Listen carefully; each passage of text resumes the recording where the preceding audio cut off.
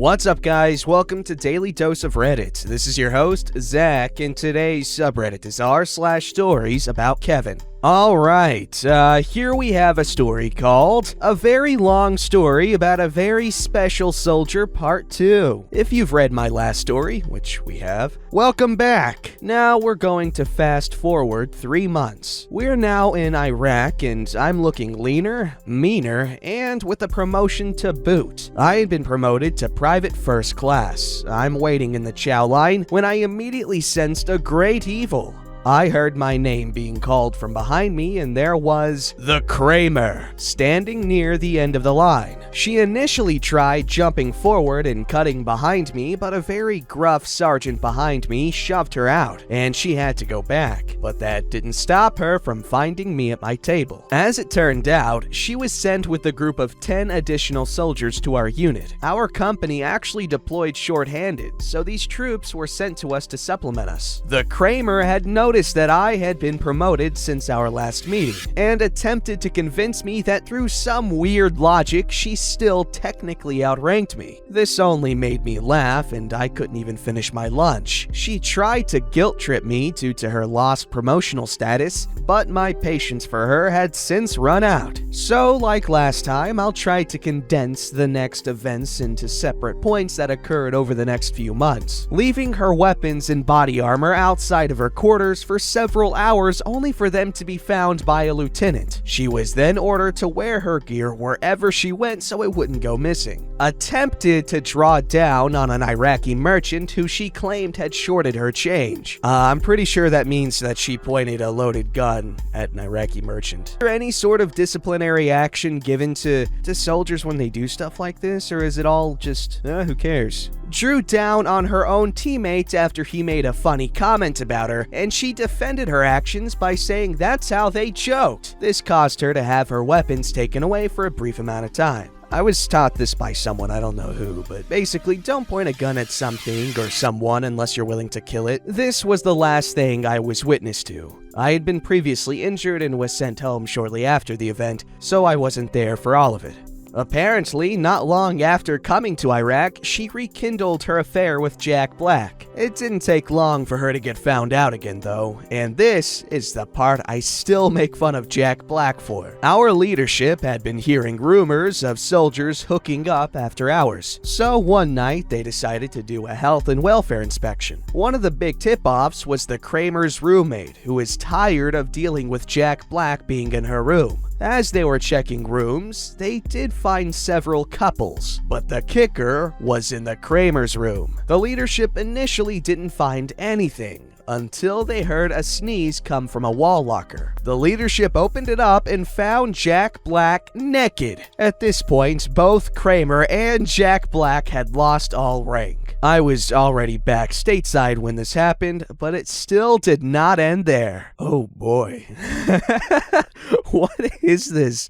What is the Kramer? I don't like Kramer, though. She's not some sort of lovable idiot. She's a freaking stupid person that points guns at people and sleeps with people that shouldn't be slept with, other than by their significant other. Alright, this one's called A Very Long Story About a Very Special Soldier, Part 3. This is the final part, I promise. At this point, I was back in Texas due to injuries I received in combat. I won't say how I was injured out of respect for the family of those involved, but I will say that I got more airtime than Tony Hawk, and not on purpose. Man, I've been so obsessed with THPS lately. Whew. After I had received a few awards, including a surprise promotion to specialist, I was given some news. The Kramer had been kicked out of Iraq. The story behind this would be sad if it were anyone else, but since it's not anyone else, it's not that sad. Apparently, she was given her weapons back and allowed to go back on missions. On her first day back, her squad uncovered a mass grave. Apparently, she got excited about seeing a dead body and begged to go look at it. Later that day, she claimed that she was having nightmares attributed to seeing a dead body. Over the course of a month, she refused to go on any more missions, and an army chaplain pushed for her to be sent back. When she returned, she initially tried to get buddy-buddy again with me and another old acquaintance. That same acquaintance sergeants called her on her beaver sausage, as the Kramer still owed her a ton of cash that she claimed she needed before deployment. Turns out, she just didn't have any beer money and blew it on whatever. Of course, she was forced to pay it back. Now, initially, she had assumed she would be staying on as a rear detachment personnel, someone who stays behind to run day-to-day operations of the company. While being on the rear detachment with us, she got up to her usual shenanigans, such as stole several medals from our supply room. These included a Purple Heart, a Combat Action Badge, a Sergeant's Rank, an Air Assault Badge, and a Good Conduct Medal with the intent of making herself look like a hero to the VA in Seattle. Wow, how ironic she stole a Good Conduct Badge. We caught her through and through and barred her from the supply room. As a side note, I want to mention that she was not from Washington. She was from Tennessee, but she claimed Washington because she had relatives there. Tried to convince several younger, brand new soldiers that she was some kind of genuine war hero. She would regularly show up to random barracks parties within our brigade footprint. At these parties, she would regularly steal any beer that wasn't drank and take it to her room. One of these parties was a turning point. Half of our basic training company ended up at Hood, and one of our fellow trainees let the new guys know that she was full of crap. Well, when the Kramer showed up to one of these random parties, she proceeded to get completely wasted. After she became combative, the soldiers at the party hogtied her with duct tape and left her in front of one of our other soldiers' rooms. I was called in the middle of the night to help carry the porpoise to her room. I wanted to leave her hogtied till morning, but I was told that was a bad idea. We also confiscated all the beer she had stolen at this point, which was around 13 cans and 7 bottles. She tried to get it back, but our rear commander asked her for her ID. She was only 20, so she couldn't get it back. She was also told she was banned from the other barracks. Now, for whatever reason, the Kramer was under the impression that Jack Black's wife was her bestie. To this day, I have no idea what her thought process was behind this. Well, at one of the FRG meetings for our company, basically a meeting for army wives to decide how to support their husbands, we were informed that Mama Saurus would be attending. She was a sitting chairman in this group and held some sway within the company. Initially, we had her go to a room, but she went to the picnic tables in front of the company for a cigarette. We didn't know this. When the FRG came in, they told us the Kramer had went to the gazebo and Mama Saurus saw her. Mama Saurus was furious, but we ignored it for the time being. Well, the FRG decided that our tiny office wasn't good enough and they wanted the gazebo instead. Our rear commander then tasked me and one of the sergeants, emphasizing me, to move her. Well, we went out and asked her to move to her room, and she stupidly told us, "Make me!" I was done! In my, at the time, caveman logic, I grabbed her by the collars of her uniform and hoisted this stay-puffed marshmallow woman up and tossed her to the ground. My sergeant was slightly dumbfounded since I wasn't exactly an aggressive person despite referring to my thought process as caveman logic. As she was getting up, she tried to square up with me, but I planted a perfect Spartan kick to her chest, yelling at her to get to her room. She then got the idea and went to her room. We went back inside and I told the FRG that she was moved. Well, when we got out there, Mama Saurus had spotted her hanging out in front of her room, watching us. I signaled for her to get back in her room, and this time she listened. The meeting then went off without a hitch. That weekend, she tried to go to Mama Saurus's house to talk. Mama Saurus pulled a sword she had mounted on her wall and chased her off. About 5 months before our company was set to return, our first sergeant arrived to give a briefing. In his briefing, he informed several of the rear detachment personnel if they didn't have any pending medical issues that he'd be expecting them to return to Iraq with him. While giving this briefing, he made eye contact with the Kramer, who acted complacent of the situation and further informed us that we would need to schedule a meeting with him if we wanted to stay in. Several of us stepped forward, but in private he informed us that he was only really targeting two people, one of them being the Kramer. Well, the Kramer continued to play stupid and never scheduled the appointment for the week the first sergeant was back. As soon as the first sergeant left, of course, she was all about re-enlisting. The rear commander straight up told her no, that he was not endorsing her. Not long after, we were called by our brigade's re-enlistment office to come and get her. The rear detachment commander had me accompanying him over to drag her out if she got combative. He heard about the fight and had been trying to poke the bear to see if it happened again. She listened to us and left. Shortly after the separation paperwork was filed, during her out processing, I was made her driver. She initially thought this meant I was her chauffeur, but I wasn't having that. A couple of times she tried to smoke in my car while I was driving.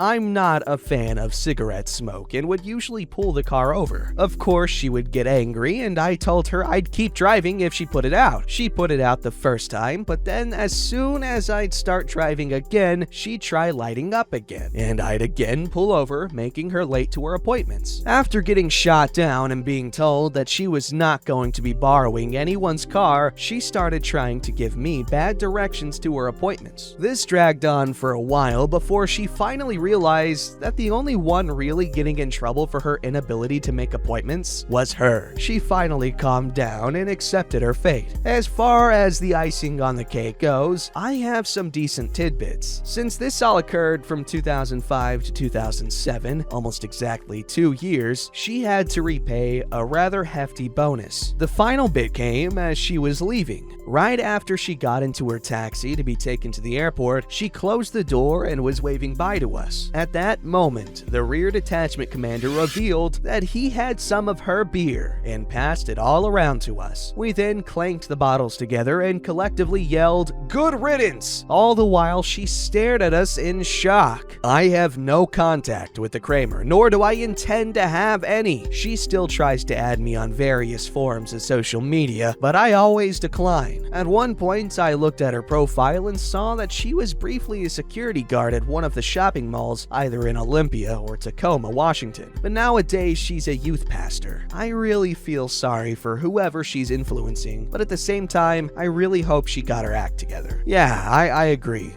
Maybe since it's been over a decade, I'm sure she's matured a bit. You gotta give the benefit of the doubt, especially when it doesn't hurt to do so. You're not gonna talk to her or anything. Well, anyway, OP, thank you for sharing these awesome stories, and thank you for your service. I enjoyed reading about Kramer, but I don't like Kramer, which I guess you did a good job. Alright, this story's called Caregiver Kevin. My partner has cerebral palsy. It's severe enough to where he cannot use his hands to do daily tasks, and as such, he relies on caregivers to help him eat and get dressed. Due to COVID-19, he lost 2 caregivers, although thankfully not to anyone getting sick, and has been relying heavily on one in particular. So he was trying to get at least one more on board, which didn't go very smoothly. Caregiver Kevin was a middle-aged guy who supposedly has experience in the type of caregiving my partner needs. Basically cooking, cleaning, feeding, and dressing. Evidently, he was lacking in 2 of these areas. These incidents took place on the same night and left my partner and I furious. 1. My partner ordered Indian food. He's way into chicken tikka masala and coconut naan. Coconut naan is much different from regular naan. It's a dessert and basically tastes like a candy bar with a bread instead of a chocolate coating. The texture is weird as a result as well, and the raisins don't help.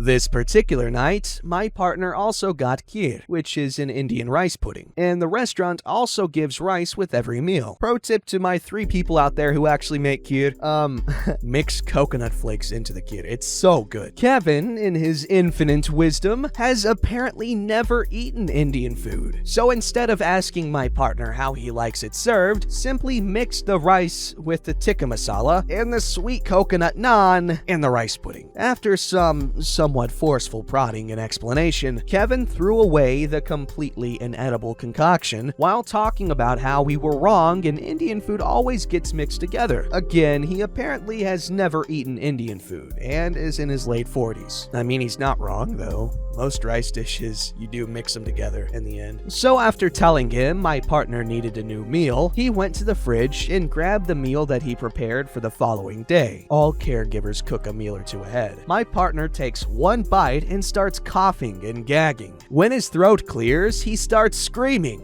"What the frick? No! No! What the frick did you do?" He never talks like this to caregivers. Even when one caregiver basically dropped him on his head, he didn't get that mad. Something is seriously wrong. The meal is basically stir fry with bell peppers, onions, mushrooms, and some pasta and chicken. Not even mixed together, just separately on the plate. As I'm trying to piece together what's going on, my partner vomits all over the floor. I rush him to the bathroom and give him a bucket while Kevin just stays in his chair completely frozen, while my partner is basically sobbing in the bathroom and dry heaving. I ask Kevin what he did to the food. "Well, I know he said he doesn't like spicy food, but I do. So I decided to make his food spicier because it's always better that way." Dead silence. My partner cannot physically handle anything spicier than a very mild chicken tikka masala. A single jalapeno mixed in a taco could give him killer heartburn for several hours and can make him nauseous. Cranberry juice gives him heartburn too. There's a reason spicy food is banned from being made for him, and why his meals tend to be a bit bland for some people's tastes. How spicy, Kevin? "Well, since stir fry should be a bit spicy, I saw the 2 red peppers in the fridge, so I figured, what the hey? It's not like anyone can't handle a bit of heat. And I saw some hot sauce in the cabinet, so I figured out it would go great with the pasta and the stir fry." I apparently turned so white that I looked just as sick as my partner. So you're telling me that for a single meal, You used 2 habanero peppers and a giant serving of ghost pepper sauce, both of which are labeled with my name on shelves labeled for my use only, and after being told quite clearly to not make anything spicy? Well, he ordered Indian food, so I figured it would be okay. It's his fault for not wanting to mix the Indian food properly. Again, he apparently has never eaten Indian food. Wow, that sounds like a good meal though. I love spicy food. But yes, if someone can't handle spice, don't be a jerk to them and spike their food. Because, yeah, spicy food is great, and I love it. However, if you don't like it, it just hurts. That's all it is. Don't forget to like, subscribe, and hit that bell to never miss an episode.